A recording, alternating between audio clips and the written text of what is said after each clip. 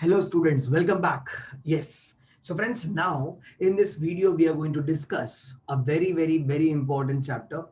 Actually chapters. Yes.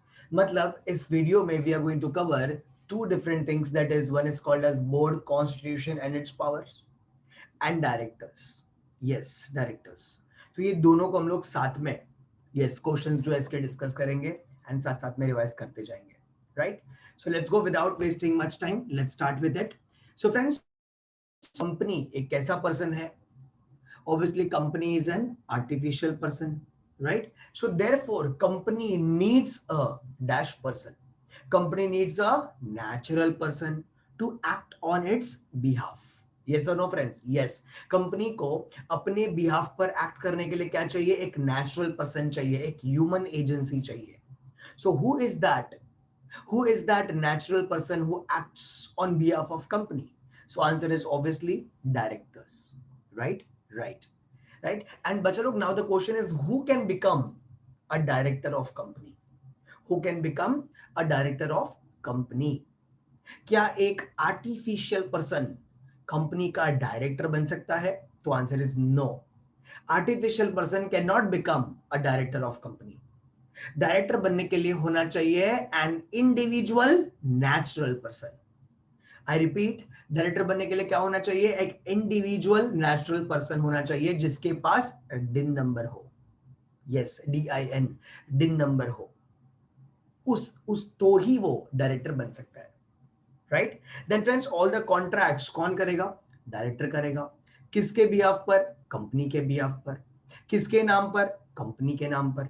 And so on, right?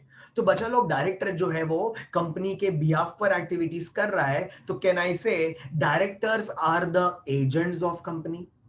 Yes. Directors are the managers of company? Yes. Directors are the trustee of company? Yes. तो इस तरीके से जो है बचा लोग वो बात आगे जाती है, right? And one more thing, directors में भी कितने सारे कैटेगरीज हैं फ्रेंड्स, हाँ या ना? Woman director, small shareholder director, whole time director, so many independent director and so on. So friends, ये सारी चीजों को हम लोग जैसे जैसे क्वेश्चंस आएगा वैसे हम लोग डिस्कस करेंगे. Let's start with our first question now. Everyone, come on. What is our first question, friends? The first question says that Mr. Solid, a young professional of 29 years. Okay, Mr. Solid, a young professional of 29 years, has stayed in India for 150 days. ठीक है, stayed in India for 150 days in the previous financial year. Yes, क्या बोला friends? previous financial year 150 days के लिए India में रहा है mister solid. He does not hold any shares in the Happy Retails Limited. ये भाई साहब जो है वो इस कंपनी में कोई भी टाइप का शेयर होल्ड नहीं कर रहे हैं, ठीक है? Which is quoted as a listed company, मतलब ये कंपनी कैसी है? लिस्टेड कंपनी है, ठीक है? Now the small share holders have decided among themselves that he is proposed to be appointed as small shareholders director, who shall not be who shall not be liable to retire by rotation, who shall not be liable to retire by rotation, and his tenure shall be for 5 years from the date of joining the office. Yes, office of director. तो बच्चों, बहुत simple सी बात समझ में आ रही है कि mister solid जो है वो एक प्रोफेशनल है, 29 इयर्स का है, इंडिया में रहा है कितने टाइम के लिए? Stayed in India for 150 days in the previous financial year. Does not hold any shares in the company, listed company है, राइट? एंड सारे स्मॉल शेयर होल्डर्स ने डिसाइड कर लिया कि इसको क्या करो, इसको स्मॉल शेयर होल्डर्स का सरदार बना दो, मतलब स्मॉल शेयर होल्डर्स का डायरेक्टर बना दो.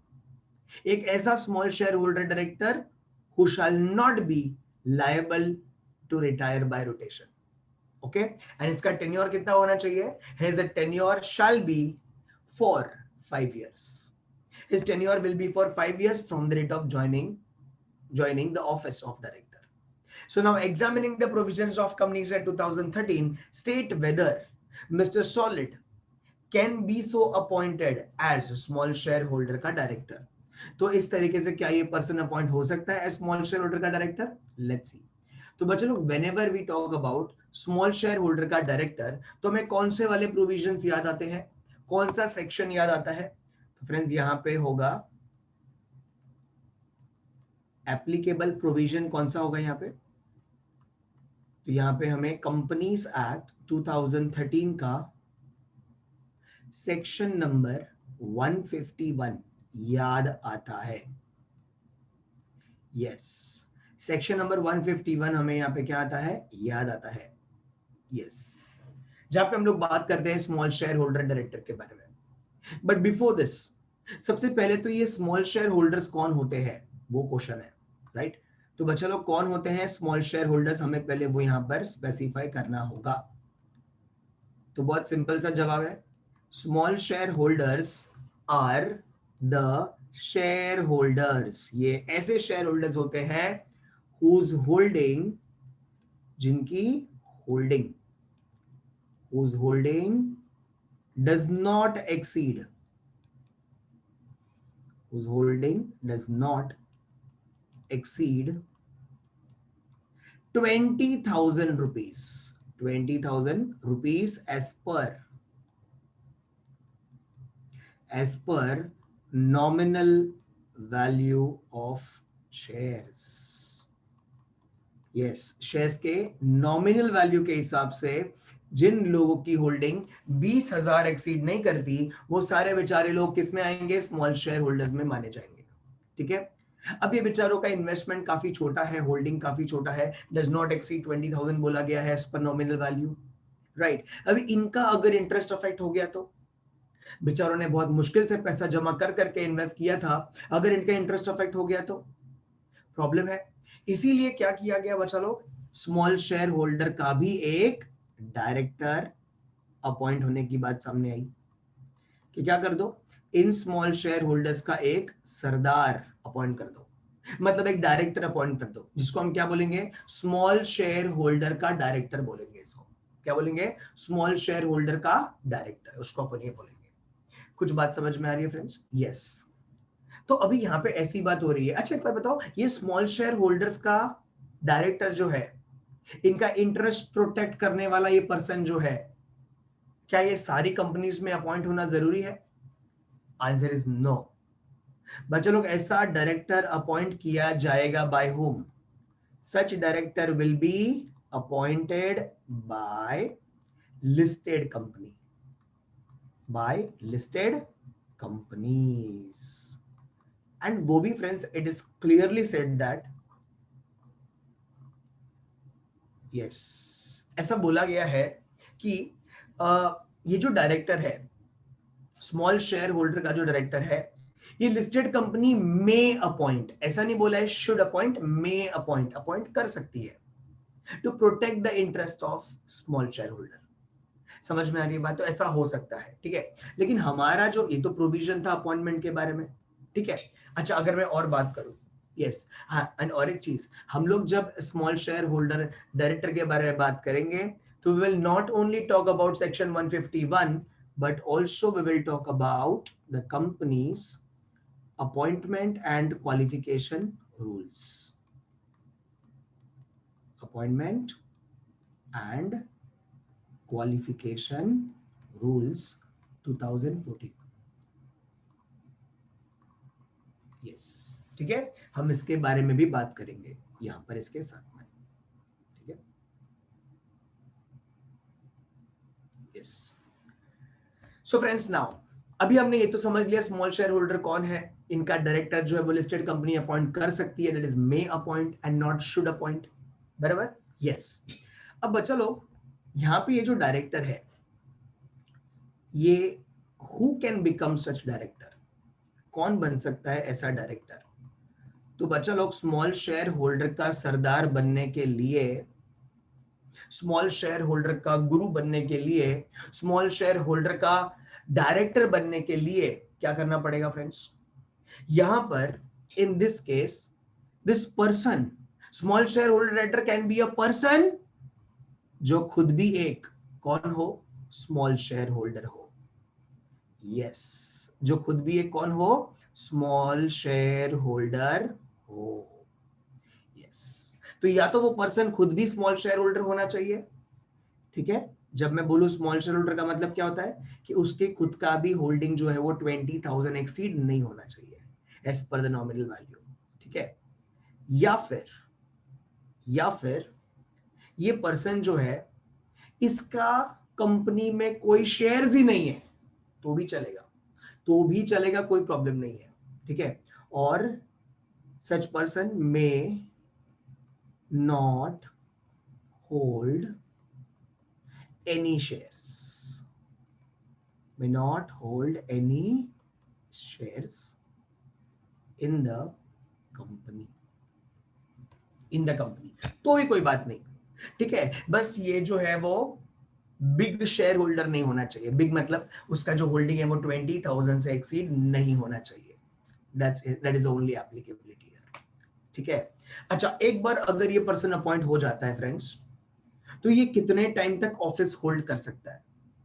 तो friends, such person will hold the office for a duration of how many years? 3 years. Yes. ये क्या करेगा? इसका जो टेन्योर होगा वो 3 years का होगा। Yes. He is going to hold the office for a duration of 3 years. I hope ये बात समझ में आ रही है सबको। 3 साल तक ये ऑफिस होल्ड करेगा। Yes. अच्छा, इफ यू नो फ्रेंड्स, हम लोग बात करते हैं रिटायरमेंट ऑफ डायरेक्टर के बारे में, retire by rotation, retire by rotation. तो क्या ये डायरेक्टर भी रिटायर बाय रोटेशन होने के लिए लायबल होता है? तो आंसर इज नो। इसका जो टेन्योर है वो 3 साल का है, ठीक है, 3 साल का है, and this person is not liable to retire by rotation. Yes, not liable to retire by rotation. Is this clear to everyone? Yes, तो ये सारी बात हम लोग यहाँ पे डिस्कस करते हैं, प्रोविजंस में डिस्कस करते हैं रिगार्डिंग स्मॉल शेयर होल्डर का डायरेक्टर, ठीक है। चलो अभी हम लोग चलते हैं फैक्ट्स में। What are the facts of the given case? तो लेट्स गो एवरीवन। मैंने ऑलरेडी अंडरलाइन करके रखा हुआ है। सबसे पहले तो बोला है मिस्टर सॉलिड जो एक यंग प्रोफेशनल है, he stayed in India for 150 days only. तो बच्चों, क्या आपको वो क्लिक हो रहा है दिमाग में कि सर ये तो गलत बात हो गई, उसको मिनिमम रेसिडेंट ऑफ इंडिया तो होना ही पड़ेगा, उसको 182 डेज के लिए तो इंडिया में रहना ही पड़ेगा? ऐसा कुछ दिमाग में क्लिक हो रहा है क्या फ्रेंड्स? अगर हो रहा है तो बहुत ही गलत है, उसको डाल दो कचरे के डब्बे में। बिकॉज यहाँ पे ये 150 डेज के लिए इंडिया में रहा है, ये बात हमारे पॉइंट ऑफ व्यू से टोटली क्या है, इररिलेवेंट है। सर क्यों इररिलेवेंट है? डायरेक्टर तो 182 डेज के लिए इंडिया में स्टे किया हुआ होना चाहिए ना? नहीं फ्रेंड्स, दैट वी डिस्कस, वो हम लोग बात करते हैं किसके बारे में, रेसिडेंट डायरेक्टर के बारे में। एंड उसका जो रूल है वो ये कहता है कि उसमें ये नहीं कहा गया है कि all the directors have to stay in India for 182 days, ऐसा नहीं बोला है। उसमें ऐसा बोला गया है कि out of the total number of directors at least one director must be resident director, मतलब सारे में से कोई भी एक जो है वो रेसिडेंट डायरेक्टर होना जरूरी है, कोई भी एक। तो ये भले ही 150 डेज के लिए रहा हो, कोई प्रॉब्लम नहीं है, ये भले ही रेसिडेंट नहीं है तो भी चलेगा, बिकॉज बाकी सारे में से कोई भी एक हो सकता है। Getting it? तो ये 150 डेज वाला तो हमें दिमाग में लेना नहीं है, ठीक है। उसके बाद बोला he does not hold any shares in the company, that is fine. हमने ऑलरेडी इसके बारे में यहाँ पे डिस्कस किया है कि अगर वो कोई शेयर होल्ड नहीं करता तो भी चलता है, right. So if he is not holding any shares that is absolutely fine, right, उसमें कोई प्रॉब्लम नहीं होगा। तो ये बात तो क्लियर हो गई। लिस्टेड कंपनी है, ये भी क्लियर, इसमें कोई प्रॉब्लम नहीं आएगा। एंड स्मॉल शेयर होल्डर्स ने मिलकर ये डिसाइड किया है, क्या करेंगे कि इसको मिस्टर सॉलिड को हम अपॉइंट करेंगे as a small share holder का director, who shall not be liable to retire by rotation. एक ऐसा डायरेक्टर जो रिटायर होने के लिए लायबल नहीं होगा, ये भी बराबर है, इसमें कोई भी प्रॉब्लम नहीं है फ्रेंड्स, हमने ऑलरेडी यहाँ पे देख लिया है। Can you see? Yes, not liable to retire by rotation, ठीक है। आफ्टर दैट बोला है and his tenure shall be for 5 years। यहां पर तकलीफ है। यहां पे बोला कि इसका टेन्योर 5 साल रखेंगे, ये गलत है। क्यों गलत है? बिकॉज स्मॉल शेयर होल्डर का जो डायरेक्टर है उसका टेन्योर जो होता है वो कितना होता है? 3 years का होता है। यहाँ पे 5 years लिख दिया तो ये बात गलत हो जाएगी। ठीक है, बाकी सब कुछ हमने डिस्कस कर लिया। So examining the provisions of companies in 2013। चलो first what do we write? We write the provisions first. तो हमने प्रोविजंस लिख दिया। फिर हम लोग लिखते क्या है? हम लोग लिखते हैं फैक्ट्स ऑफ द केस। तो जो जो फैक्ट्स होंगे जो हम लोग यहाँ पे क्वेश्चन में रीड कर रहे हैं कि ये है वो है, is not holding any shares, mister solid young professional, right, ये सारी बातें, अपॉइंटमेंट फॉर 5 years, तो सारे फैक्ट्स हम लोग यहाँ पे स्पेसिफाई कर देंगे and then we write our conclusion. तो बच्चा लोग कंक्लूजन में क्या आएगा? As per the above provision, what is the conclusion? Conclusion is that Mr. Solid can be appointed as small shareholder director, right, but only for 3 years and not 5 years. He may not be liable to retire by rotation, that is fine, but tenure will be only 3 years. I hope this is clear to everybody, right? क्या ये question सभी को समझ में आ गया है? Everyone, yes yes. देखो, जब आप इस तरीके से केसेस डिस्कस करते हो तो आपको क्लिक होता है आपने किस तरीके की पढ़ाई की है। हम तो रिवीजन पॉइंट ऑफ व्यू बात कर रहे हैं, राइट, ये एक टाइप की टेस्ट भी हो गई आपकी, राइट। सो आई होप आपको क्लिक हो रहा होगा सारे चीजें जो आप लोगों ने पहले ऑलरेडी पढ़ ली है। ठीक है, okay friends, so I hope this is clear to everyone. So conclusion will write as per the above provision, so and so is the answer, your final answer. ठीक है, फाइन देन। सो देखते हैं हमारा next question क्या कहता है। Second question is this, yes, Johnson, a director in Disha limited, proceeds on leave for 8 months to France for personal reasons. Now, the board of directors at a meeting appoints Peter. Board of director ने क्या किया? Peter को appoint कर दिया। ये Johnson भाई साहब जो है वो तो लीव पर चले गए for 8 months to France, right right, for personal reasons. Board of director at a meeting appoints Peter for a period of 2 months। 2 months के लिए पीटर को यहाँ पे अपॉइंट कर दिया एज एन अल्टरनेट डायरेक्टर। ठीक है, now articles of association of the company do not confer upon the board of directors any such power to appoint anyone as alternate director. Yes, so referring to the provisions of Companies Act 2013, examine the validity of the above appointment, right? तो friends, late us understand this now. सबसे पहले हम लोग इसका answer कैसे लिखेंगे? ठीक है, ऑब्वियसली बात हो रही है अल्टरनेट डायरेक्टर के बारे में, राइट। तो friends, we are talking about alternate director, तो कौन सा होगा एप्लीकेबल प्रोविजन? बताओ, कम ऑन। अल्टरनेट डायरेक्टर की बात हो रही है, मतलब याद आएगा हमको section number 161। Yes, we will talk about section number 161, and 161 में भी काफी सारी चीजें हैं, जैसे for example section number 161 subsection 1 is regarding additional director, subsection 2 is regarding alternate director, right, and subsection 3 is regarding nominee director, subsection 4 is regarding casual vacancy, right. So friends, यहाँ पे section number 161 subsection 2 which is regarding alternate director, तो हमको पहले ये बताना पड़ेगा कि ये अल्टरनेट डायरेक्टर होता कौन है। ठीक है, तो फ्रेंड्स, वेरी सिंपल आंसर, अगर किसी कंपनी का डायरेक्टर, अगर किसी कंपनी का director is absent from India, is what? Absent, remains absent from India, remains absent from India for a period of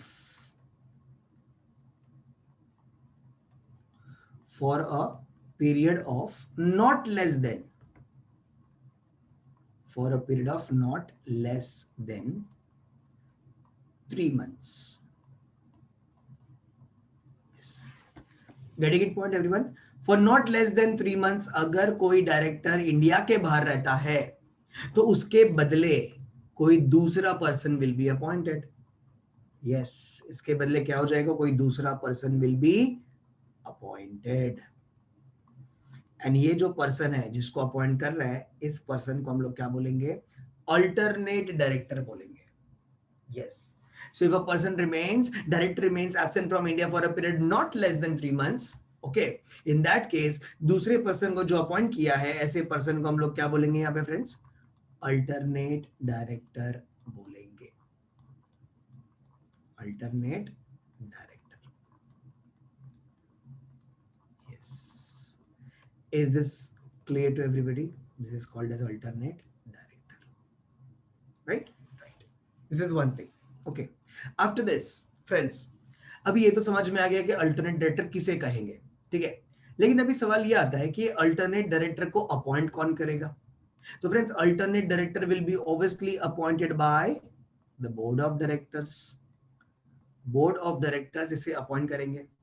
लेकिन बोर्ड ऑफ डायरेक्टर ऐसा तभी कर सकते हैं if they are authorized, if they are authorized in the articles of association of the company.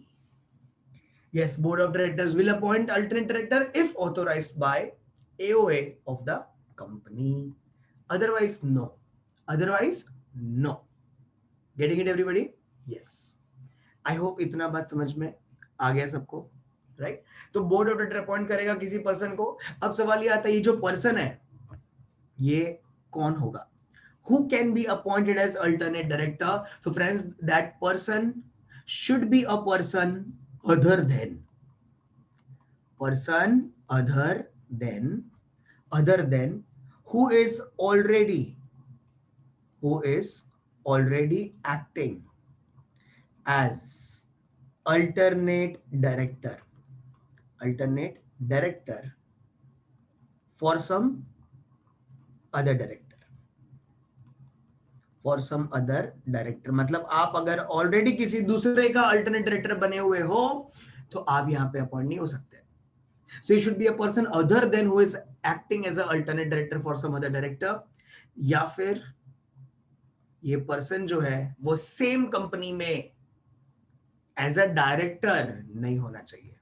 मतलब already ये person जो है वो कंपनी में क्या है, एज अ डायरेक्टर अपॉइंटेड है, तो that person can not act as a alternate director for some any other person, ठीक है। सो और already appointed as a director in the same company, appointed as a director in same company. Yes, कुछ बात समझ में आ रही है friends, everyone come on. तो ये सारे हम लोग प्रोविजंस के बारे में बात कर रहे थे, ठीक है। नाउ सी फ्रेंड्स, तो अगर हम लोग यहाँ पे बात करते हैं इसके फैक्ट्स के बारे में, तो ये जॉनसन जो है वो लीव पे चला गया है for 8 months to France, outside India for 8 months के लिए, ठीक है। एंड यहाँ पे पीटर को अपॉइंट किया गया है for 2 months as a alternate director. लेकिन यहाँ पे ये बात हो रही है कि आर्टिकल्स ऑफ एसोसिएशन जो है that do not confer upon the board of director any such power to appoint as alternate director। मतलब in the given case ये facts जो है वो ये बोल रहा है कि एक डायरेक्टर जो है वो आउटसाइड इंडिया तो गया 8 मंथ्स के लिए, आउटसाइड इंडिया तो गया, ठीक है, तो दूसरे को अपॉइंट किया बोर्ड ऑफ डायरेक्टर्स ने। लेकिन आर्टिकल्स ऑफ एसोसिएशन जो है वो बोर्ड ऑफ डायरेक्टर को ऐसा कोई भी पावर नहीं दे रहा है to appoint anyone as alternate director. Board of director को आर्टिकल्स ऑफ एसोसिएशन को ऐसा पावर नहीं दे रहा in the given case. Getting it everybody? तो क्या करेंगे आप? तो फ्रेंड्स, प्रोविजन तो बता दिए, ठीक है। फैक्ट्स में आपके सामने अभी अभी हमने डिस्कस किए facts, right. So now what will be the conclusion? Conclusion ये होगा कि यहां पर ये जो कंपनी है that is Disha limited, right, ये जो कंपनी है दिशा लिमिटेड, इसमें Peter as a alternate director appoint नहीं हो सकता because articles of association allow नहीं कर रहा है, has not given that power to board. Articles of association of Disha limited I hope you no आप इसको कैसे स्टार्ट करोगे, as per the above provision ऐसे लिखोगे ना, articles of association of Disha limited does not confer any power to board of directors to appoint alternate director. Yes, to appoint alternate director, ऐसा कोई power नहीं दिया है. देयरफॉर क्या कर सकता है ये कंपनी, अगर इसे फिर भी अपॉइंट करना है तो ये कंपनी क्या कर सकता है, एओए तो अलाउ नहीं कर रहा है, ठीक है, लेकिन can we say that members का अप्रूवल लेके ये काम हो सकता है. देयरफॉर कंपनी मे appoint by passing resolution, that is by passing resolution in general meeting. Yes, resolution in general meeting. I hope this is clear to everyone.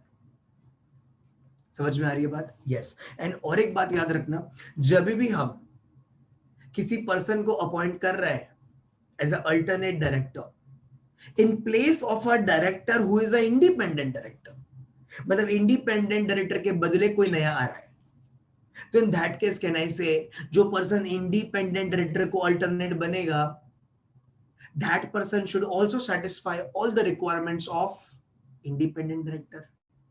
Answer is yes. ठीक है, तो that will also be the part of this. I hope इतना बात समझ में आ चुका है, जो क्वेश्चन वहां पे पूछा था उसका जवाब सबको मिल चुका है, right? So yes, that was the answer. तो एज यहाँ पे ये प्रॉब्लम क्या थी, प्रॉब्लम ये थी कि इसको पावर नहीं दिया गया है आर्टिकल्स में टू अपॉइंट अल्टरनेट डायरेक्टर. ठीक है, so I hope this question was clear to everybody. Let's go to the next question friends, that is the third question. चलो चलते कुछ नया सीखते हैं. So friends, what is our next question? Yes, next question is, here we go. So friends, newly incorporated Abhay Limited, okay, newly incorporated Abhay Limited has not mentioned the name of the first director of the company in its articles of association. मतलब company के AOA में company के पहले director का नाम लिखा हुआ नहीं था. So referring to the provisions of Companies Act 2013, advise the board of director regarding the appointment of first director of the company. Also, what would be your answer in case of one person company? And also state whether the provisions of the act are applicable to private limited company. Okay. So now friends, यहाँ पे बात हो रही है first director के बारे में, तो क्या याद आएगा, कौन सा सेक्शन यहाँ पे हम लिखेंगे? तो फ्रेंड्स यहाँ पे एप्लीकेबल प्रोविजंस में आएगा section number 152, section number 152. Yes, जहां पर हम क्या डिस्कस करते हैं friends, in section number 152 we discuss that कि कंपनी का जो फर्स्ट डायरेक्टर होता है वो कौन होगा? First director shall be the person जिसका नाम कहां पे लिखा जाता है? Person whose name is specified, person whose name is specified in the articles. Yes, in the AOA by subscriber to MOA. Subscriber to MOA मतलब जो कंपनी के सब्सक्राइबर टू एमओए है, मतलब कंपनी के पहले मेंबर्स हैं, उन्होंने जिसका नाम सिलेक्ट किया होगा, डिसाइड किया होगा, उसका नाम आर्टिकल्स में लिखा होगा. So that person will become the first director, right? लेकिन what if the name is not written, तो क्या होगा? If no name is specified, if no name is specified, तो कौन बनेगा फर्स्ट डायरेक्टर ऑफ कंपनी? तो फ्रेंड्स यहां पर आंसर आता है कि अगर नाम स्पेसिफाइड नहीं है तो in that case subscriber to MOA shall be deemed to be what? Deemed to be the first director of the company. I repeat, if no name is specified, ठीक है, in that case subscriber to MOA shall be deemed to be, deemed समझता है, assumed, deemed to be the first director of the company. कब तक? जब तक director appoint नहीं होते तब तक this people will be considered as the first director of company. ठीक है. अच्छा, in case of one person company क्या बात करेंगे? कमान, in case of OPC what will be the answer? Now friends, again one person company है, मतलब इस company में मेंबर एक ही होगा. डायरेक्टर तो कितने हो सकते हैं मैक्सिमम डायरेक्टर फ्रेंड्स सारे कंपनीज में? Answer is 15. यस, 1% कंपनी में भी maximum number of directors will be 15. अरे वो 1% कंपनी है, मतलब मेंबर एक ही होना चाहिए. ठीक है, डायरेक्टर बनने के लिए मेंबर होना जरूरी थोड़ी है. Person can become a director with share holding also and without share holding also. So यहाँ पे 15 डायरेक्टर हो सकते हैं. कंपनी चलाने वाले 15 लोगों को अपॉइंट किया जा सकता है as a director, no problem, that is allowed. हाँ, मेंबर एक ही होगा. ठीक है, बाकी सारे जो होंगे वो without membership, without share holding हो सकते हैं. ठीक है. So in case of 1% company, come on, who is going to be the first director? तो answer is again the person जिसका नाम लिखा होगा, person whose name is specified in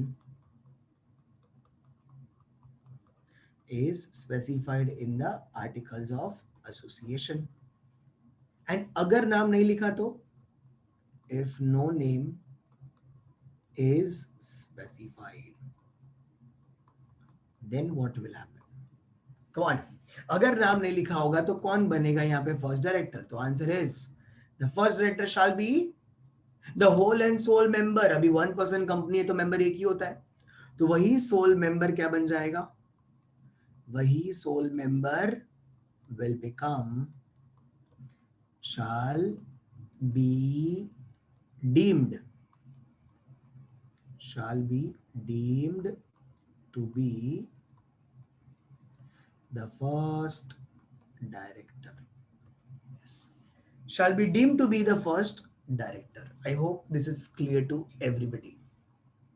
समझ में आती है बात? Yes. So applicable provisions हमारे 152 में अपन ने डिस्कस किया. ठीक है, तो friends now what is in the given case? यहाँ पे क्या बोला गया है? फैक्ट्स ऑफ द केस क्या है? यहाँ पे ऐसे बोला है, अभय लिमिटेड जो है उसमें नाम नहीं लिखा था फर्स्ट डायरेक्टर का आर्टिकल्स ऑफ एसोसिएशन में. तो जो प्रोविजंस है कंपनीज एक्ट के, उसके हिसाब से आपको एडवाइस करना है कि कौन बनेगा फर्स्ट डायरेक्टर. तो according to that, come on, if the name is not specified तो कौन बनता है? Subscriber to MOA. So in the given case, subscriber to MOA shall be deemed to be the first director of the company until directors are duly appointed, right? And one more thing, यहाँ पे और भी कुछ question पूछा था 1% company के बारे में. तो 1% कंपनी के बारे में हमने यहाँ पे ऑलरेडी एक्सप्लेन कर दिया. You can conclude that. And lastly, और एक क्वेश्चन पूछा गया था, that is also state whether the provisions of the act are applicable to private limited company. Answer is absolutely yes. Provisions of the act are applicable to private limited company. Yes, these rules are applicable for all companies. Same rules are applicable for all companies. Private company के लिए कोई अलग से चीज हमने नहीं पढ़ी है यहाँ पे section 152 में. So same rules shall be applicable on private limited companies also. So write the provisions first, then write the facts, and then you can give your conclusion. I hope you have understood this much, everybody. इतनी बात समझ में आ गई सबको, ये question के साथ में और ये आंसर 152. बहुत सिंपल क्वेश्चन था ये, राइट? चलिए फ्रेंड्स, देन चलते हैं हमारे नेक्स्ट क्वेश्चन की तरफ.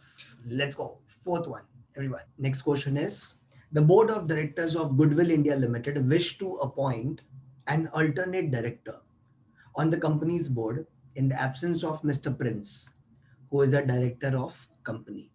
ठीक है, क्या हुआ यहाँ पे? Board of directors of this company, that is Goodwill India limited, wish to appoint an alternate director on company's board in the absence of Mr. Prince, who is a director who proceeded on leave.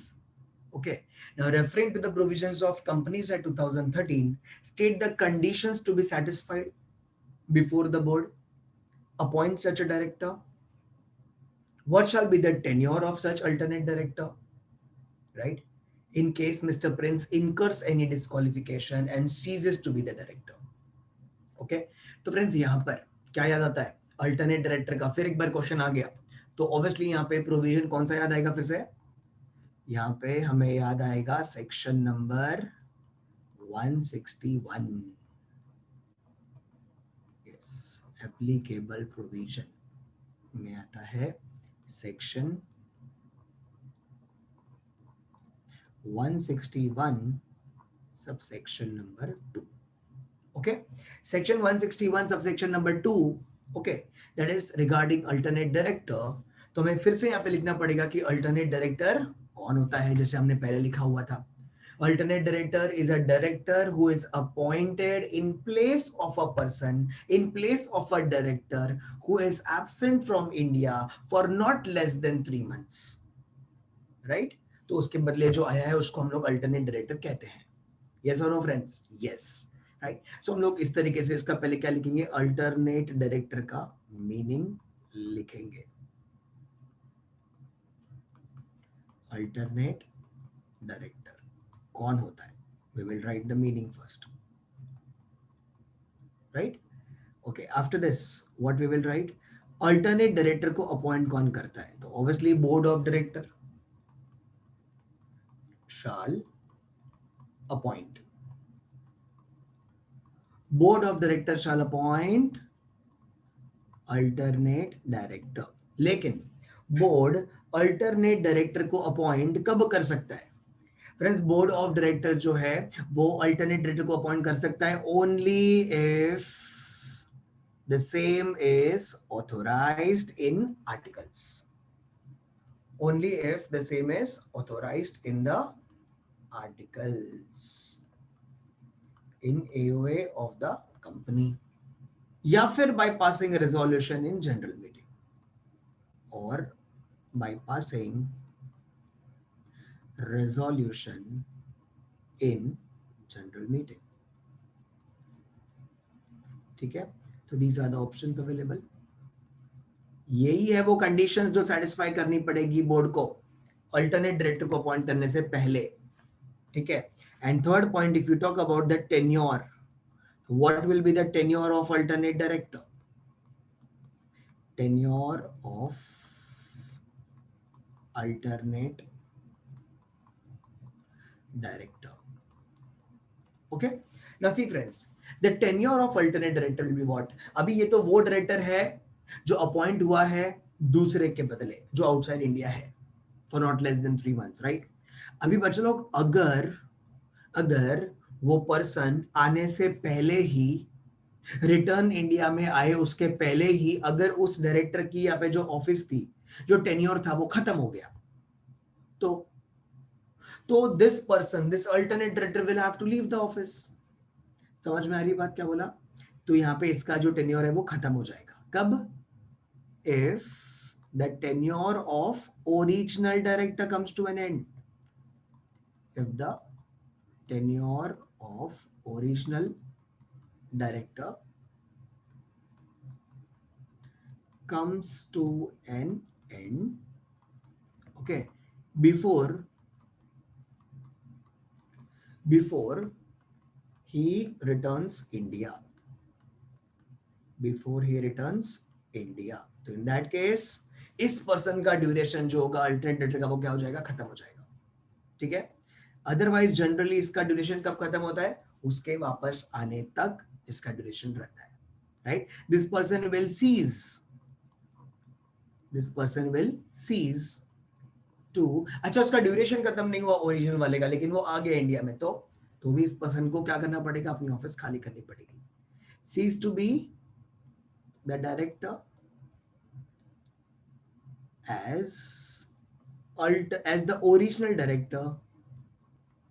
as the original director returns back ठीक है तो generally ये वाले चीज को हम लोग consider करेंगे टेन्योर के लिए एंड और एक चीज अगर original director incurs any disqualification You all knows disqualification is given under section number 164.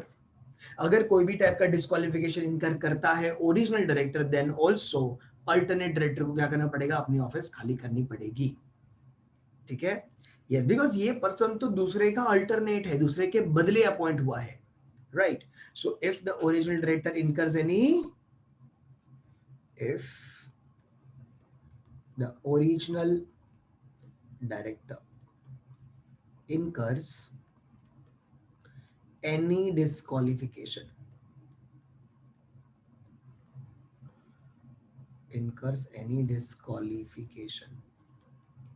yes, then also क्या होगा फ्रेंड्स, इस पर्सन को अपनी ऑफिस खाली करनी पड़ेगी. So that was regarding the tenure friends, tenure of alternate director. I hope this much is clear to everybody. And friend, जैसे हमने पहले देखा था कि अल्टरनेट डायरेक्टर वही पर्सन बन सकता है जो किसी दूसरे का already as a alternate director वो काम ना कर रहा हो. He should be a person who is other than the alternate director of some other director. मतलब एक पर्सन जो है वो एक ही अल्टरनेट डायरेक्टरशिप होल्ड कर सकता है. सो वो वाला पॉइंट भी हम लोग यहाँ पे इंक्लूड कर सकते हैं. Right. So this was the provision, then you write the facts and then give the conclusion. ठीक है. I hope this is clear to everybody. तो जैसे ही मिस्टर प्रिंस क्या करेंगे, यहाँ पे डिस्क्वालिफिकेशन करेंगे. प्रिंस कौन है, वो डायरेक्टर जो आउटसाइड इंडिया गए हैं. As soon as he incurs any disqualification and ceases to be the director, तो ये alternate director को भी क्या हो जाएगा, ये ऑटोमेटिकली सीज हो जाएगा उस ऑफिस से. ठीक है. So that is the answer. Everyone clear this much? चलो आगे चलते हैं फिर नेक्स्ट क्वेश्चन की तरफ. Let's go. So friends, next question क्या है? Yes, here is the next question, that is R systems limited is holding 40% of paid up share capital of ATC Aviation Private Limited. Okay, R Systems is holding how much? 40% of the paid up share capital of ATC Aviation Private Limited. Now, the R Systems, जिसका holding 40% है, appointed a representative director in ATC Aviation Private Limited to safeguard its interest. Okay, now board of director of R Systems Limited wishes to know whether the director appointed by them shall be treated as nominee director. Advise the board.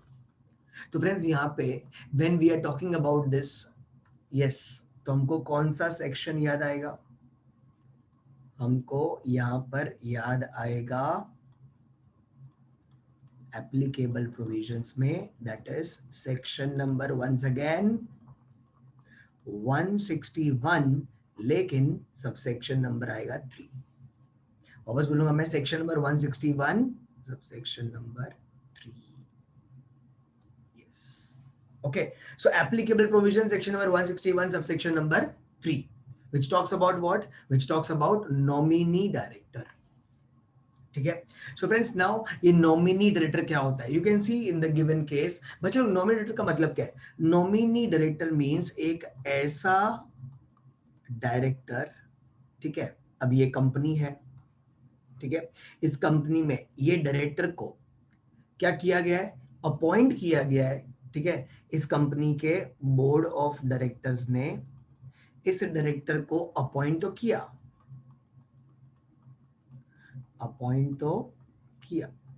ठीक है, लेकिन इसको recommend किसने किया था? This is a director who is recommended by, means nominated by third party. I repeat, ये वो director होता है जिसको थर्ड पार्टी रिकमेंड करती है. Yes, is a director who is nominated by third party. Nominated by third party. क्यों nominate करता है third party? To protect its interest. Yes, to protect its interest. और ये थर्ड पार्टी में कौन कौन आ सकता है? Financial institutions, other companies having interest and so on. जैसे now if you can see, ऐसे डायरेक्टर को हम क्या नाम देंगे? ऐसे डायरेक्टर को हम लोग कहते हैं नॉमिनी डायरेक्टर. नॉमिनी डायरेक्टर एक ऐसा director who is appointed by the third party. Right? Yes.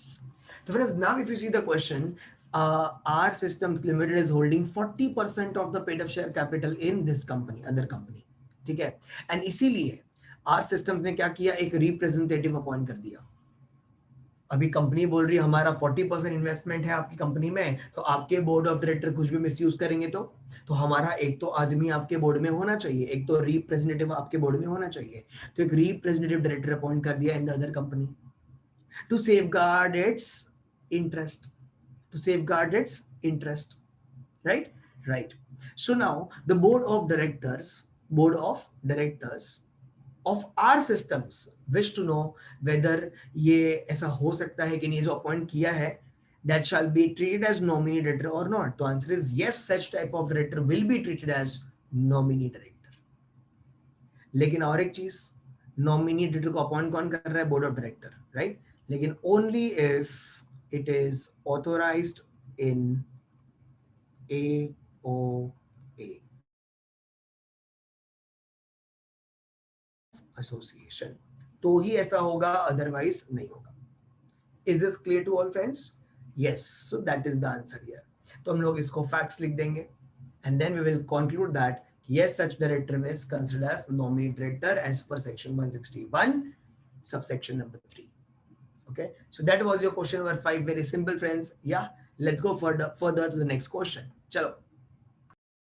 So friends, what is our next question? Next question is, in the Bright Limited, vacancy of a director is caused by the death of Mohan, a director of company. Okay, means vacancy हो गई director की, किस वजह से, एक director के death की वजह से.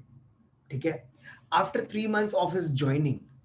Okay, now the company as a director, after 3 months of his joining the company as a director, right, ऐसा हो गया. Now the board of the company therefore appoint Sumit in his place, but did not seek the approval of the company in general meeting. Sumit को उसके बदले appoint कर दिया, लेकिन general meeting में अप्रूवल नहीं लिए. So referring to the provisions of the Companies Act 2013, examine the validity of Sumit's appointment. ठीक है, लेट्स गो. सो फ्रेंड्स, इस क्वेश्चन को देख के हमें याद क्या आता है, कौन सा सेक्शन याद आएगा यहाँ पे.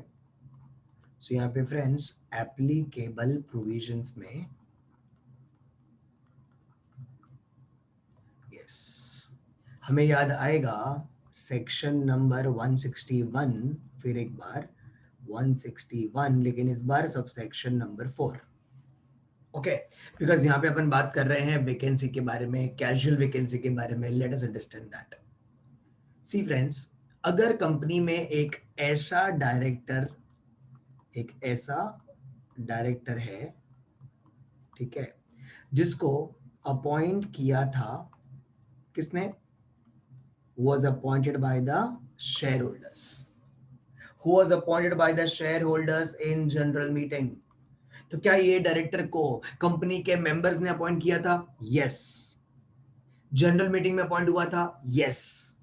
तो अब अगर ऐसे डायरेक्टर की डेथ हो जाती है बिफोर हिज टर्म, अगर ऐसे डायरेक्टर की डेथ हो जाती है before expiry of his term, tenure, okay, तो अब इसकी जगह तो खाली हो गई, हाँ या ना?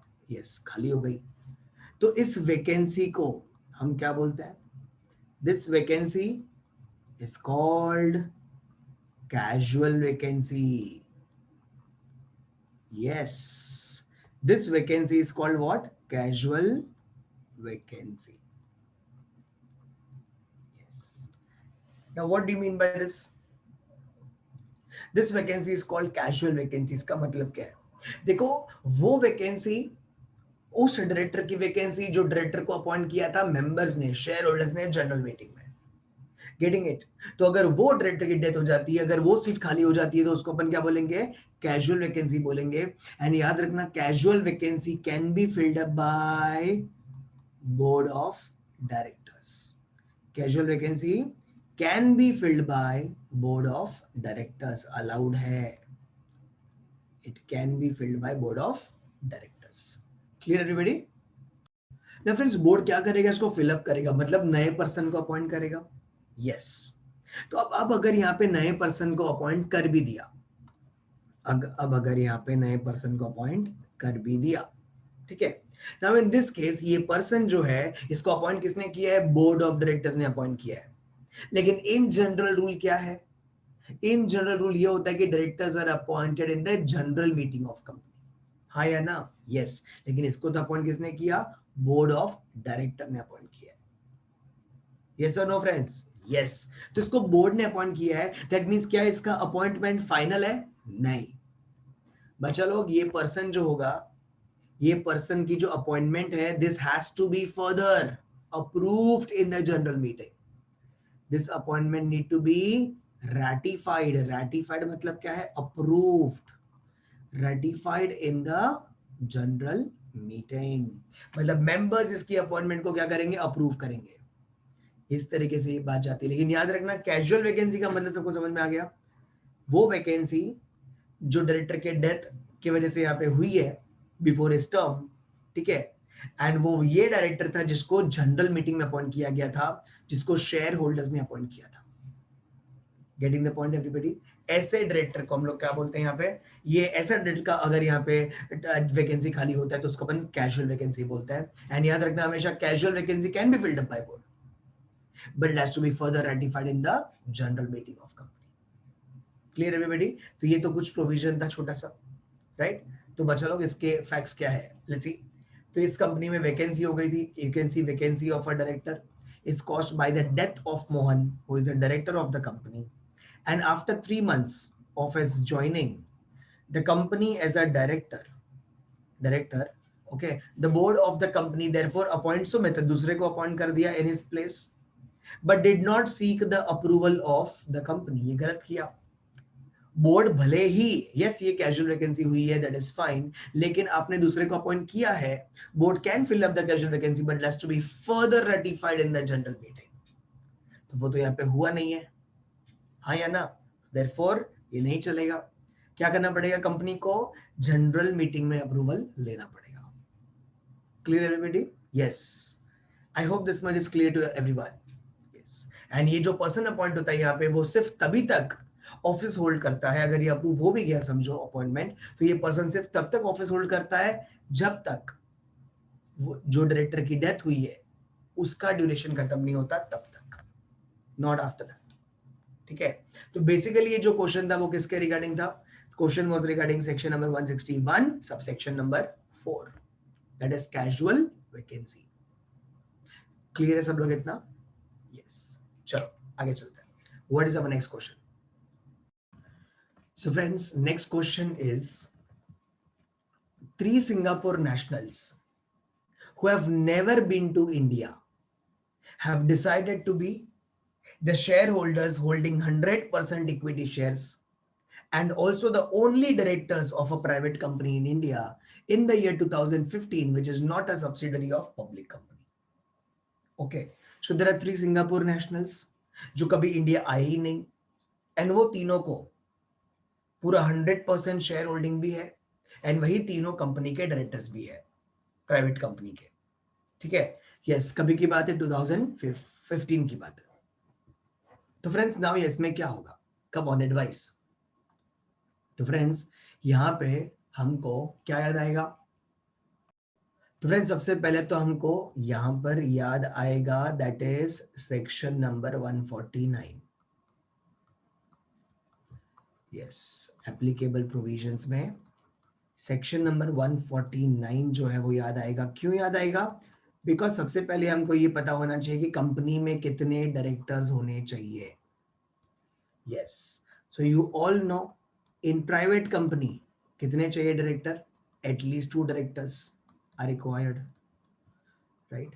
पब्लिक कंपनी में कितने चाहिए डायरेक्टर्स, तो वहां पे आंसर आता है एटलीस्ट 3 डायरेक्टर तो होने ही चाहिए, राइट।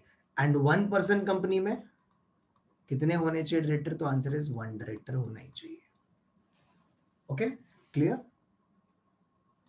ठीक है। Now friends in this case ये सब तो ठीक है, लेकिन सेक्शन 149 ये भी कहता है कि out of the total number of directors at least 1 director should B, at least 1 director should B resident director.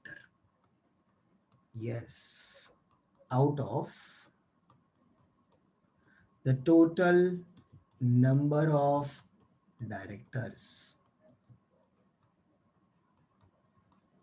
out of the total number of directors, at least one director must be what? Resident director. Resident director means what? Means at least एक director को, resident director का मतलब क्या होता है? At least एक director को तो इंडिया में रहना पड़ेगा फॉर 182 डेज. इंडिया में रहना पड़ेगा 182 days during a financial year, right? That is the rule. हाँ या ना? यस. तो वो रूल भी यहाँ पे एप्लीकेबल हो जाएगा. तो ये तो प्रोविजन है ना. If you see the facts, तो फैक्ट्स में क्या बोला है? फैक्ट्स में बोला है कि देयर वर 3 सिंगापुर नेशनल्स जो कभी इंडिया आए ही नहीं है. They also are holding 100% share holding and they are the only directors of the company. तो चलेगा क्या? नहीं चलेगा. क्यों? पहली बात तो ये मिनिमम नंबर ऑफ डायरेक्टर्स की रिक्वायरमेंट सेटिस्फाई करो. वो तो वो कर रहे हैं. चलो 3 लोग हैं. आफ्टर दैट फैक्ट्स में बचा लोग क्या आएगा? Come on tell me. ये 3 लोग हैं जो कभी इंडिया नहीं आए, तो ऐसा नहीं चलेगा. इनको एटलीस्ट एक डायरेक्टर तो ऐसा अपॉइंट करना ही पड़ेगा जो रेसिडेंट डायरेक्टर हो, जो इंडिया में रहा हो फॉर 182 डेज और more during a financial year, right? So वो हम लोग कहां लिखेंगे? हम लोग उसको लिखेंगे कंक्लूजन में. इन द कंक्लूजन क्या कि company will have to appoint at least one director as resident director. That is, that director should stay in India for 182 days or more during a financial year. So that will be the answer over here. I hope this is clear to everybody, friends. Very simple question, right?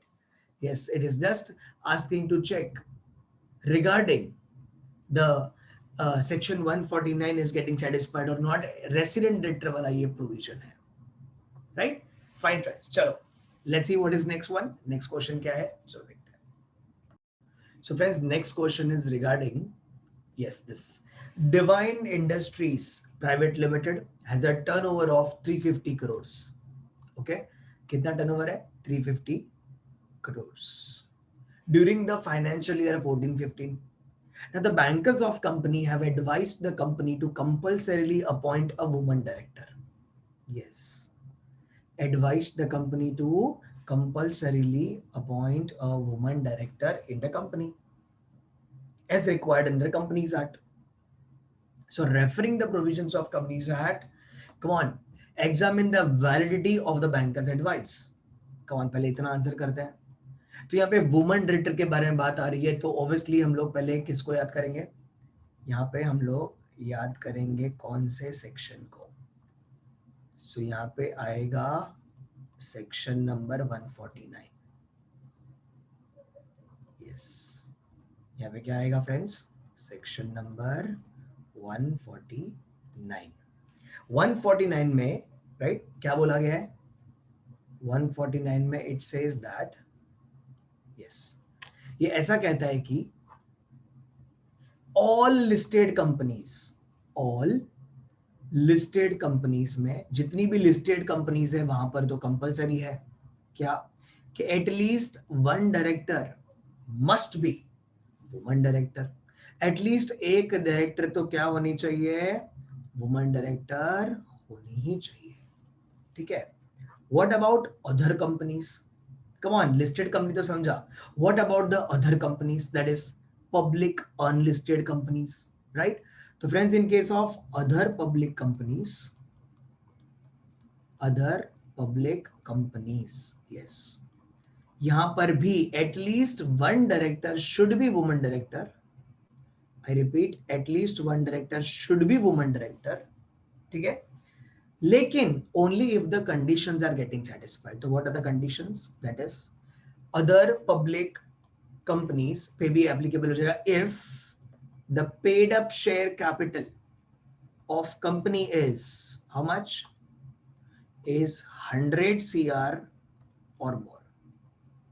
Yes, is 100 CR or more, or turnover is 300 CR or more. Yes. Come on everyone. क्या बोला मैंने? अगर paid up share capital 100 crore उससे ज्यादा या फिर turnover है 300 करोड़ उससे ज्यादा, इन सच केस कंपनी को कंपलसरीली अपॉइंट करना ही पड़ता है. लिस्टेड कंपनी में तो वैसे भी कंपलसरी है. ठीक है. एंड इतना ही नहीं, as per the SEBI notification, as per the SEBI notification ऐसा बोला गया है for the listed companies, for the listed companies. Yes. क्या बोला गया है फ्रेंड्स? ऐसा बोला गया है कि जितनी भी टॉप 500 लिस्टेड कंपनीज जो है, क्या बोला? टॉप 500 कंपनीज जो है, कौन सी वाली? लिस्टेड वाली. ठीक है. टॉप 500 कंपनीज में होनी चाहिए एटलीस्ट वन, क्या, वुमन डायरेक्टर. ऐसा बोला गया at least one woman independent director. Yes, one woman independent director. मतलब वुमन डायरेक्टर को जिसको अपन अपॉइंट करेंगे वो इंडिपेंडेंट डायरेक्टर का भी उसके अंदर क्वालिटीज होना चाहिए. It should satisfy all the requirements of independent director also. कुछ बात समझ में आ रही है? ये किसके लिए है? टॉप 500 कंपनीज के लिए है. And this rule has to satisfied by 1st of April. ये अप्लाई हो जाना चाहिए 1st of April 2019. इस दिन से ये रूल अप्लाई हो जाना चाहिए. ठीक है. और ये टॉप कंपनीज का मतलब क्या होता है? How are we going to determine the top companies? Top 500. तो ये टॉप किस बेसिस पर टॉप? तो आंसर आता है टॉप कंपनीज को हम लोग कंसीडर करेंगे on the basis of market capitalisation. Market capitalisation के हिसाब से जो कंपनी सबसे टॉप होगी उसको नंबर 1, नंबर 2, नंबर 3, नंबर 4, ऐसे टॉप 500 कंपनीज को ये रिक्वायरमेंट सेटिस्फाई करनी है कि सिर्फ वुमन डायरेक्टर नहीं, it should be woman independent director. ठीक है. Similarly here we talk about top 1000 companies. Top 1000 companies के ऊपर भी ये रूल एप्लीकेबल है. क्या रूल एप्लीकेबल है? कि एटलीस्ट कौन होनी चाहिए? One woman independent director. One woman independent director must be appointed. Yes, must be appointed. I hope this is clear to everyone. Getting it? Top 500, top 1000 and so on. So this is the rule regarding appointment of woman director. तो बताइए यहाँ पे कहीं पे भी हमने private company के बारे में कुछ बोला क्या? नहीं बोला. तो ये डिवाइन इंडस्ट्रीज जो है ये तो प्राइवेट लिमिटेड है. तो प्राइवेट लिमिटेड में तो वुमन डायरेक्टर को अपॉइंट करने की कोई नीड ही नहीं है, ऐसा कोई रूल ही नहीं है. Right? So therefore whatever the advice is given by the banker, that advice is totally wrong. That advice is not at all tenable. ये अपने provisions लिख दो अच्छे से. And I hope you know provisions हमको ऐसे डिजाइन बना के नहीं लिखना है, बॉक्सेस बना के नहीं लिखना है, सेक्शन वाइज लिखना है अच्छे से, point wise. Right. So after all this we can write the facts of the case के बैंकर ने ऐसे एडवाइस किया. And then in the conclusion we can write the advice given by the banker is not at all tenable. Is not at all tenable. ठीक है. अच्छा, what would be your answer in case the company in question is a public limited company? तो I have already answered. अगर public company होती, listed है, तो compulsory है appoint करना. अगर लिस्टेड नहीं है तो अदर पब्लिक कंपनीज में आते हो आप. So if the conditions are satisfied, paid up share capital 100 CR or more, or turnover 300 CR or more, in that case again you have to appoint what friends? At least one director as woman director. ठीक है. So that is your answer here. I hope this much is clear to everyone. Question is clear to everyone. So see the importance is छोटे छोटे word भी कितना ज्यादा important role play करते हैं, पूरा आंसर ही घुमा देते हैं. बिकॉज अदरवाइज हमने क्या देखा था? हमने देखा टर्नओवर कितना है? 350 करोड़. वाओ, टर्नओवर कितना होना चाहिए? 300 होना चाहिए. है कितना? 350. एप्लीकेबल नहीं. पहले वो प्राइवेट तो देखो. ये प्राइवेट वर्ड लिखा है, मतलब एक कंपनी प्राइवेट कंपनी है, दैट मींस प्राइवेट कंपनी में तो इसकी कोई रिक्वायरमेंट होती नहीं है. Getting it? Yes. So that is your answer. चलो आगे चलते हैं. So friends, what is our next question? Next question, यहाँ पे हम लोग बात करने वाले हैं, दो क्वेश्चन एक साथ में बात करेंगे, डिन नंबर को लेकर ये क्वेश्चंस है।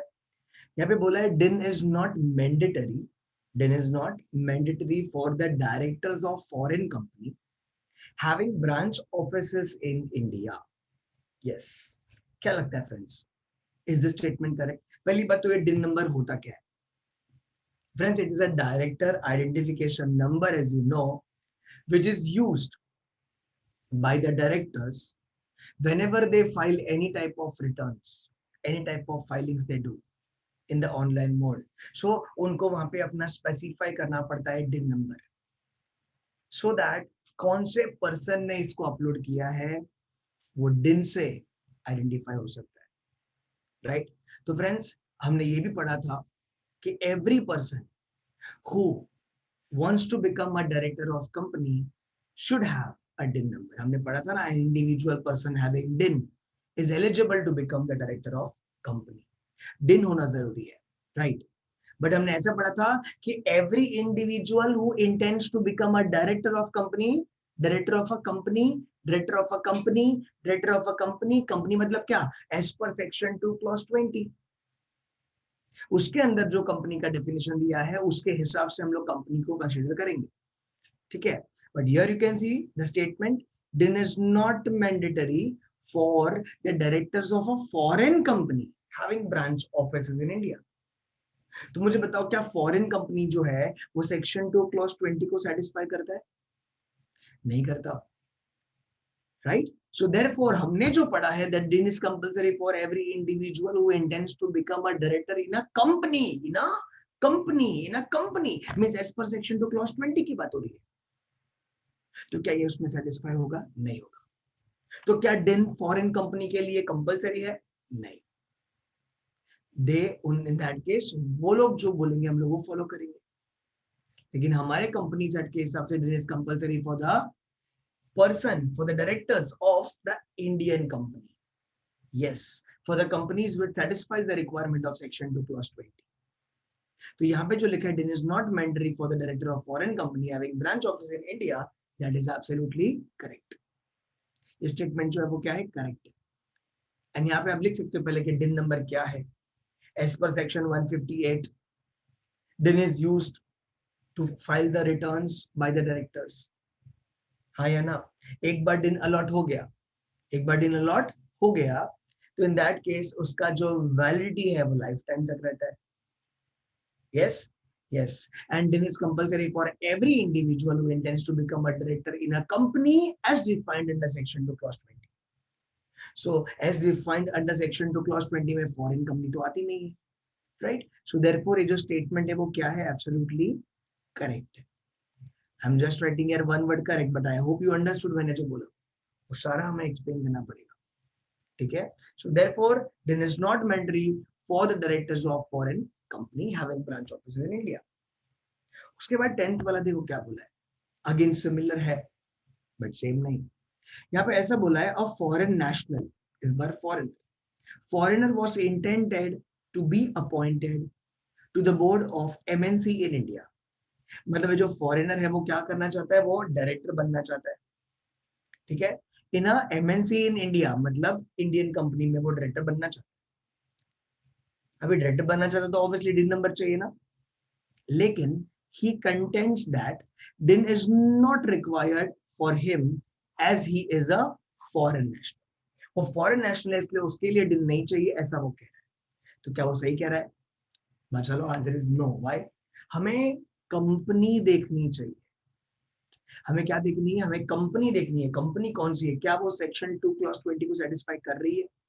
इफ यस, देन उस कंपनी में कोई भी पर्सन डायरेक्टर बनेगा तो उसको डिन नंबर कंपलसरी चाहिए। तो यहाँ पे वो भले ही फॉरेन नेशनल हो लेकिन कंपनी तो इंडिया है। Yes, so in this case इसको डिन लेना पड़ेगा, नहीं लेना पड़ेगा? आंसर इज लेना पड़ेगा। Yes, okay. सो यहाँ पे इसका जो कंटेंशन था वो एब्सोल्युटली कैसा था? नॉट वैलिड, ठीक है? Yes. So यहाँ पे you have to write accordingly. I hope you understood this much, everyone. So again, you can write here din is valid for the lifetime once allotted. Then is used to file the documents, returns, and so on.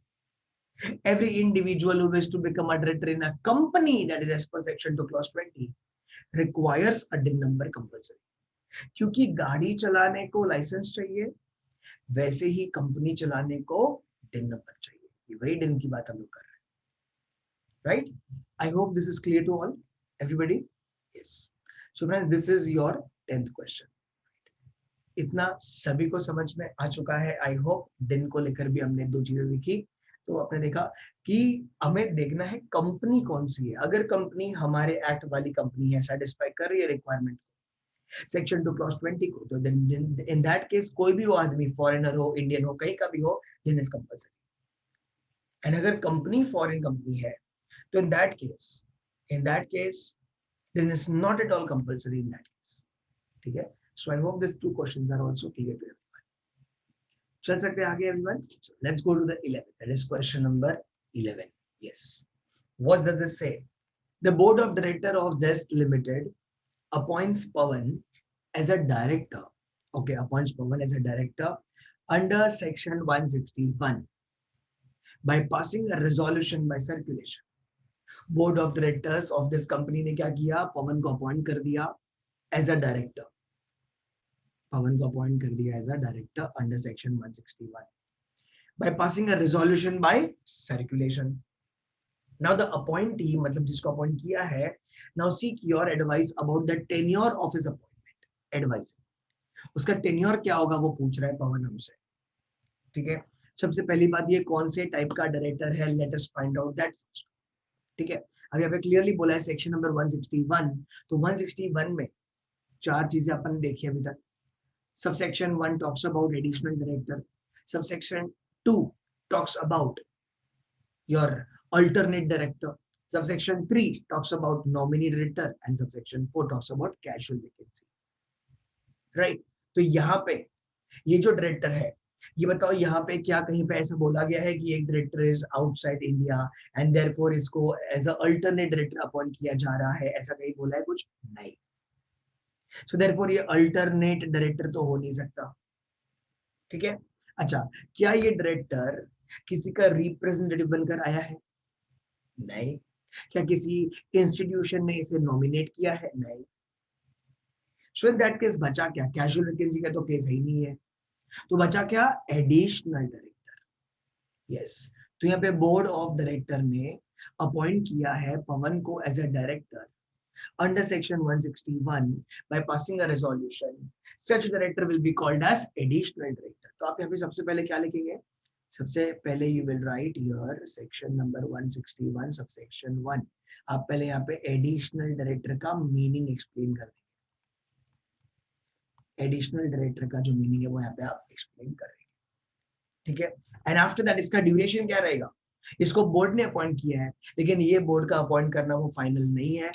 It has to be further approved in the general meeting. So therefore इसको जो appoint किया है, he is going to hold the office. Is going to hold the office. कब तक? Is going to hold the office till the next AGM, annual general meeting. Yes. Hold the office till next annual general meeting. क्यों ऐसा? Because ये additional director है. Right? ये additional director है. So therefore hold the office till the next annual general meeting. क्योंकि इस annual general meeting members क्या करेंगे? इसकी अपॉइंटमेंट को अप्रूवल देंगे, रैटिफाई करेंगे, अप्रूव करेंगे. Are you getting the point everyone?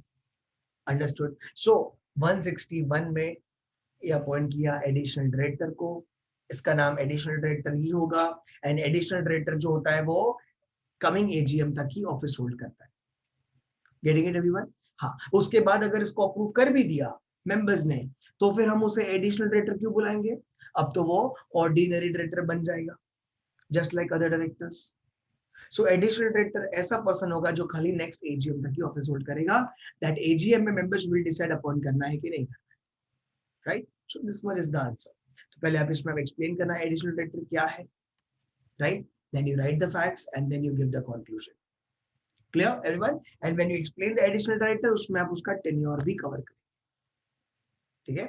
Clear this much? चलो आगे चलते हैं. What is next? So friends, what is our next question? Next question says that 5 board meetings were held in the Asha Limited during the period from January to June in the calendar year 2016. Okay, 5 board meetings were held. Rajiv, an additional director, attended none of these meetings. Out of 5 meetings, he didn't attend even a single meeting. For the first 2 meetings, he out leave of absence from the board. He took the permission from the board, leave of absence, right? But did not inform the board for the remaining 3 meetings. बाकी meeting में absent रहा लेकिन inform नहीं किया. So examining the provisions of Companies Act 2013, decide whether he is disqualified to act as a director. तो friends पहली बात तो यहाँ पे हमें याद आता है सेक्शन नंबर 167. यस, यहाँ पे क्या अप्लाई होगा? यहाँ पर अप्लाई होगा section number 167. Now what is section number 167? Everyone, do you remember? 167 means vacation of office of director. Director की ऑफिस क्या करना? वेकेंट करवा देना. करना होना ही पड़ेगा वेकेंट आपको. That is under section 167. तो इसके अंदर कुछ लिखे हैं सर्कमस्टेंसेस, इसके अंदर कुछ लिखे हैं सिचुएशंस जहां पर डायरेक्टर को अपनी ऑफिस खाली करनी ही पड़ती है, कंपलसरी. ठीक है? सो अकॉर्डिंग टू दैट ऐसा बोला गया है कि if a director fails to attend the meetings, attend all meetings conducted, all meetings during the 12 months, yes, okay. So 12 months के अंदर जितनी भी मीटिंग हुई है, अगर वो मीटिंग अटेंड नहीं की डायरेक्टर ने, तो अंडर सेक्शन 167 उसको क्या करना पड़ेगा? He will have to vacant his office. Such director shall vacant his office. Yes. Okay. This is under section what? Under section number 167. Yes. Yes. And one more thing. आप बोलेंगे sir यहाँ पे तो he has taken the leave of absence. Yes. Friends, the provision what I have written here, in such case, whether the leave of absence is taken or it is not taken, that is totally immaterial. Whether the leave of absence is taken or it's not taken, that is totally immaterial. If the director remains absent from all the meetings conducted during the 12 months, in such case, such director will have to vacate his office. Yes, whether he fails to attend with leave of absence,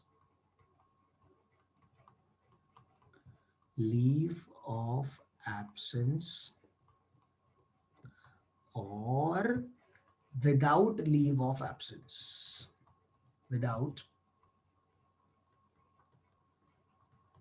leave of absence. Okay, that doesn't matter. Yes, he will have to vacate his office under section 167. And one more thing, what about section 164? Is such person disqualified by law under section 164? Answer is no. He's not disqualified under section 164, but under section 167, yes, he will have to vacate his office, right? So that is the answer, friends. I hope you're clear with this question, everyone. Yes, the meetings were held, 5 meetings. He failed to attend all the meetings, taken leave of absence for few meetings, other meetings don't know. So in this case, answer is very much clear in front of you. Section number 167, vacation of office of director, right? Clear, everyone? Yes. Now, what is next question? Let's see. So friends, next question talks about what? It says that Mr. Sunil Goyal, a director of XYZ Limited, okay, wants to go on a foreign trip. He wants to go on a foreign trip. Now, he's going on a foreign trip, therefore, he wants to assign his office to the vice president of the company. Okay. Now, Mr. Sunil Goyal seeks your advice whether he can do so. Referring to the provisions of Companies Act 2013, advise him in the matter. So, what will be the answer, friends? So, here, क्या याद आता है ये question देखकर? तो बच्चों लोग यहाँ पे याद आता है हमें सेक्शन नंबर 166. क्या याद आता है? Section number 166, right? Yes. Now what is section 166? Friends, section number 166 refers to the duties of directors. I repeat, it refers to what? Duties of directors. Yes. Okay. So friends, here, as per section 166, as per the duties of director, it was very much clear that it is the duty of director not to assign his office to any other person. That was the duty of director. And you can see in the question, the director is going on a foreign trip पे जा रहा है, and वो अपना office जो है वो दूसरे को असाइन करके जाना चाहता है, वाइस प्रेसिडेंट को. So can he do so? Answer is no. As per the duties of the director, he cannot do that because it is his duty not to assign his office. Are you getting my point? Yes. And अगर इसने कॉन्ट्रावेन किया, violation किया, तो penalty will be imposed here. Penalty जो है वो क्या हो जाएगा? इम्पोज हो जाएगा. Penalty for non compliance of section 166. ठीक है. तो यहाँ पे हम लोग क्या करेंगे? सबसे पहले we will write the duties of directors. Under section 166, we will write the duties of directors, right? Then we will say that the fact, what are the facts of the case, and then conclusion, right? In the conclusion, you can also write the penalty, right? Is this clear to everybody? So first we wrote the provision, that is section number 166, all the duties of directors, then fact, actually what happened, and then conclusion, right? So conclusion is very simple. As per the duties, Mr. Sunil Goyal, a director of XYZ Limited, cannot assign his office to the vice president of the company. That will be the answer. Simple, everybody? Yes, we're done with this question also.